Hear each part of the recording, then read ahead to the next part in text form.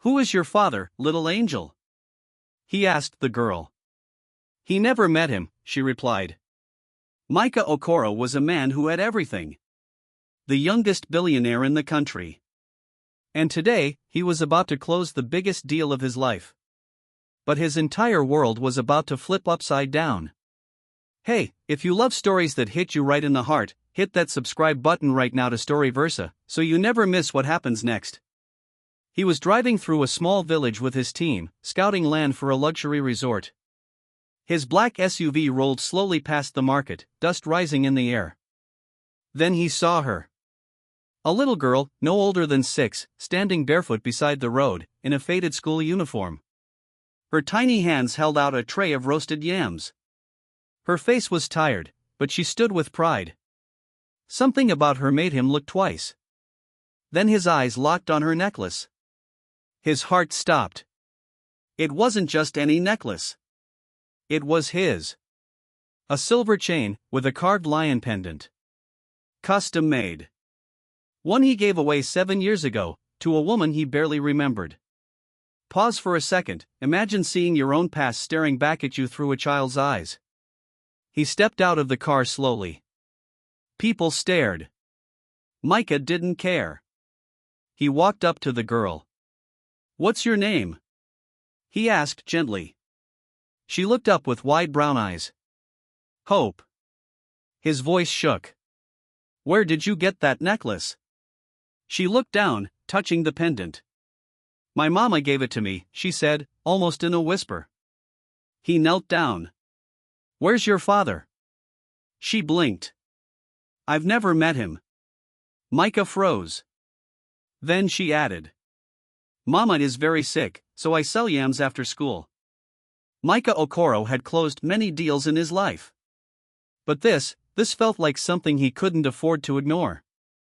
He felt something in his chest he couldn't explain. He looked at the little girl again. Hope, standing there with her tray of yams and tired eyes. He took out his wallet, bought every piece of yam she had, then said gently, "Come. I'll drop you home. It's not safe to walk alone." But she shook her head. "No, thank you. Mama said not to talk to strangers. I only sell and go." Her voice was soft, but firm. Micah chuckled nervously. "I'm not a stranger. I'm just someone who wants to help." But Hope had already packed up her tray. "Thank you, sir," she said with a quick bow. And just like that, she turned and walked into the busy market crowd. Micah stood there, speechless. He turned to his driver. "Follow her quietly. Don't let her see you. I want to know where she lives." The driver nodded, stepped out. Micah waited. 1 minute, 5 minutes, 10. Then the driver returned, shaking his head. "She's gone, sir." Micah frowned. "What do you mean gone?"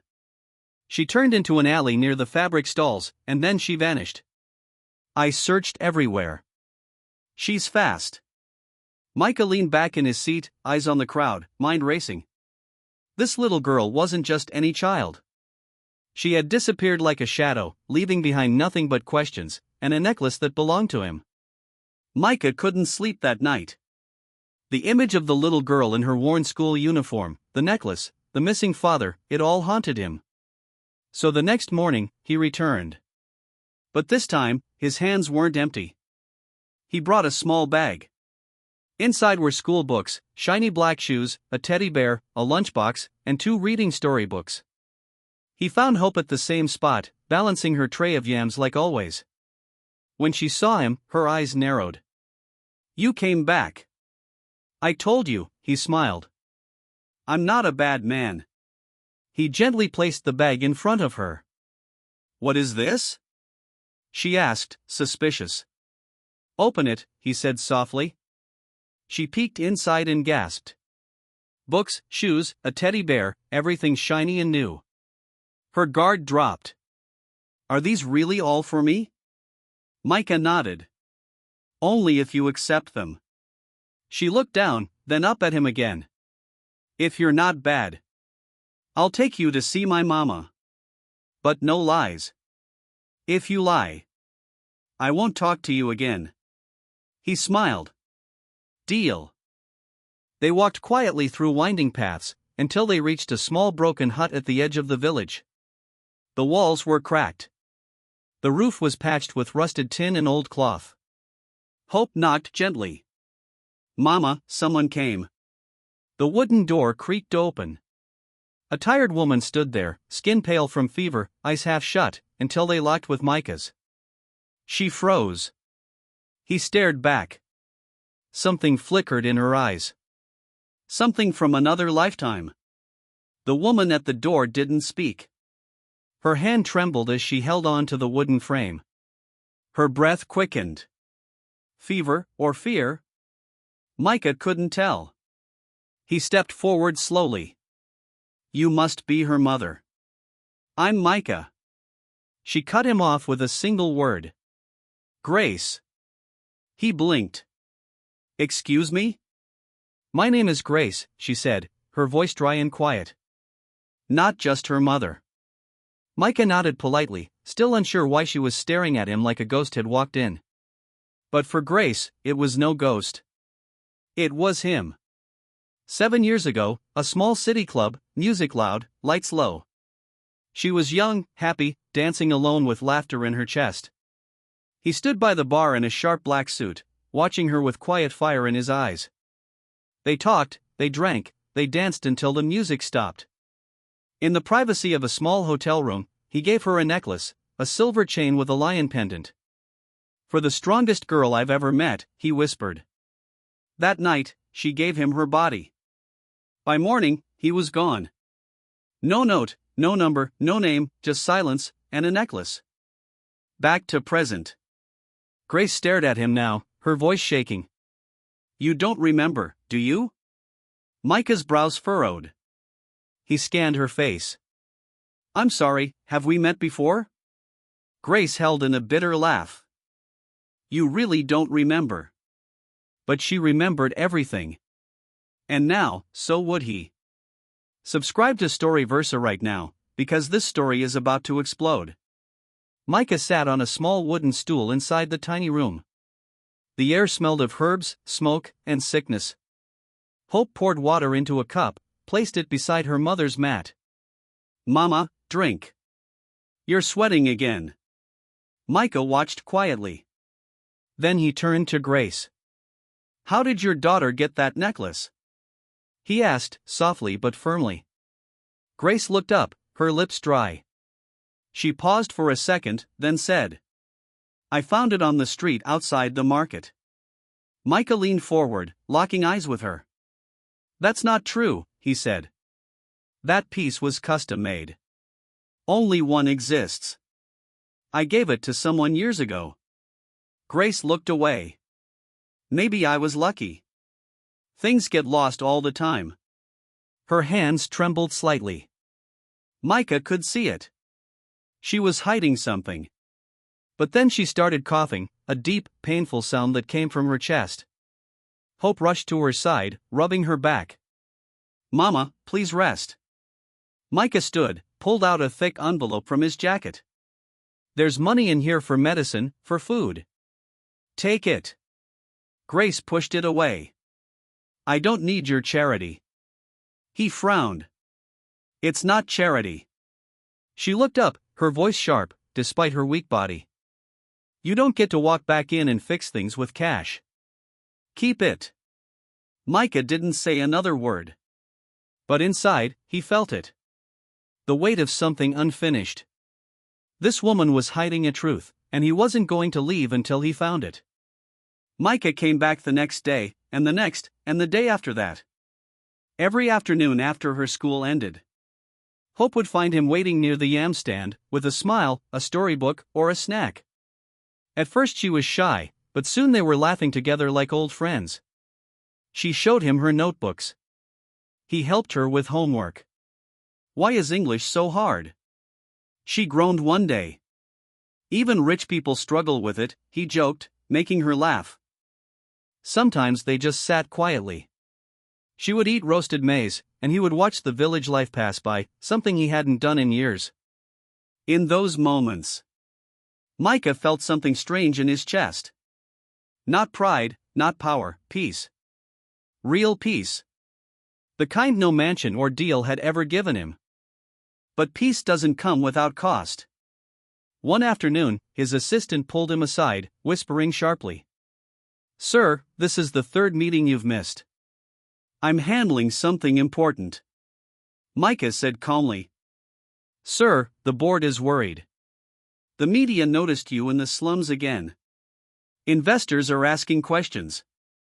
Micah sighed, glancing back at Hope. She was sitting on a low step, drawing with a stick in the dirt, humming a song only children knew. The assistant leaned in.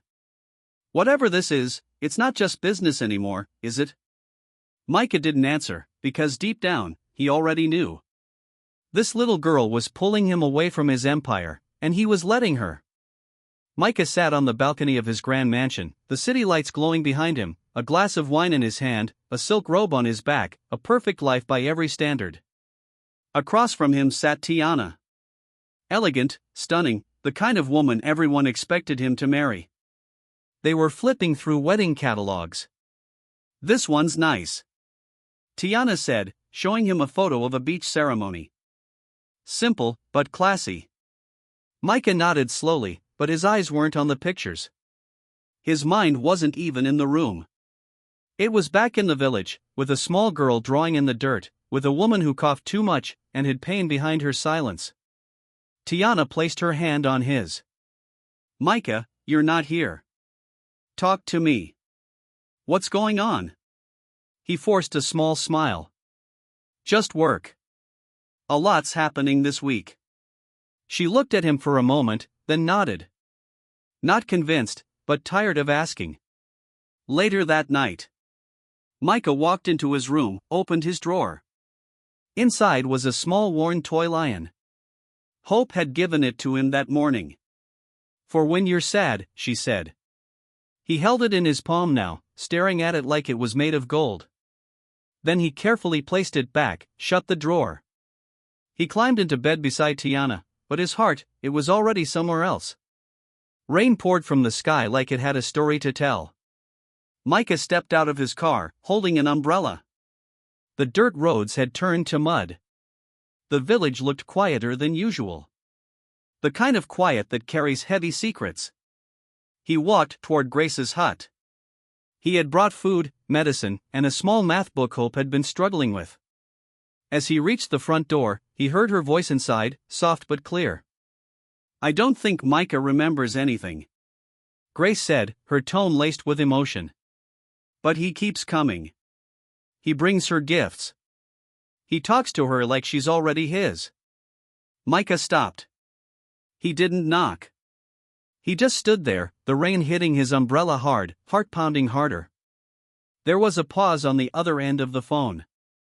Then Grace's next words sliced through him. "It's strange, you know. He doesn't even know she's his daughter." Micah's breath caught. He whispered to himself, "Our daughter." The rain couldn't drown out the sound of that truth. He staggered back a step. Everything suddenly made sense. The necklace, the girl's face, the way he felt when she laughed, the weight in Grace's eyes. Micah had spent weeks falling in love with a little girl. And now he knew why. Because she was his blood, and he had walked away from her before she was even born. Micah couldn't wait any longer. His heart was racing. His shirt was soaked from the rain, but he didn't care. He pushed open the door to Grace's small hut, his chest tight, his eyes burning. Grace stood up from the floor, shocked. "Micah! Why didn't you tell me?" He shouted, his voice cracking. "Why didn't you tell me she was mine?" Tears spilled down her cheeks as she tried to hold her ground. "Because I didn't want your pity," she snapped.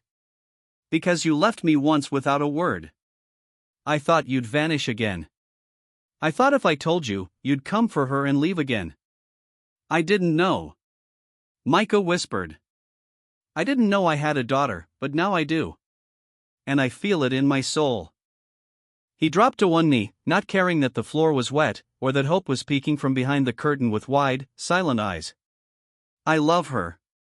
I want to raise her. I want to be in her life every day. He looked up at Grace, voice shaking. And I want you, too. I don't want to miss one more day. Please, will you marry me? Grace covered her mouth, overwhelmed, trembling. Just then, his phone buzzed. A voice note from Tiana lit up the screen. Micah, please don't make any decisions until we talk. I have something important to tell you. He stared at the phone. One choice would break a heart. The other might break his own.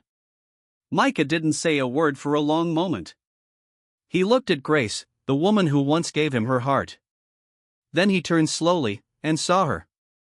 Hope, standing quietly by the doorway, her small hands clutching the curtain, her eyes full of questions. She took a tiny step forward. Are you really my dad? Micah felt his heart break and come alive all at once. He knelt down, opened his arms. She ran to him without waiting for an answer. He held her close, tightly, like he'd waited his whole life to feel that moment.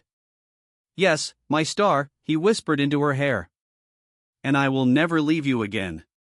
Grace wiped silent tears from her cheeks. Micah stood slowly. He reached into his pocket, pulled out the ring he was holding since yesterday, the one meant for Tiana. He placed it gently on the wooden table. I love you, he said softly to Grace. But first, I must end something else. He turned, walked out the door into the evening light. The wind had stopped. The sky was quiet. But miles away, a sleek black car was racing down the road toward the village. Inside sat Tiana, her hand on her stomach, eyes red from crying. She whispered to herself. He's mine. He just doesn't know about the baby yet. Tiana was pregnant, and Micah did not know yet. What will happen when he finds out? He will be trapped between two choices. Share your thoughts in the comments section. What should he do? Should he choose Hope and her mother Grace? Or Tiana, who is going to be the mother of his son? Subscribe to Storyversa for part 2, because this is just the beginning.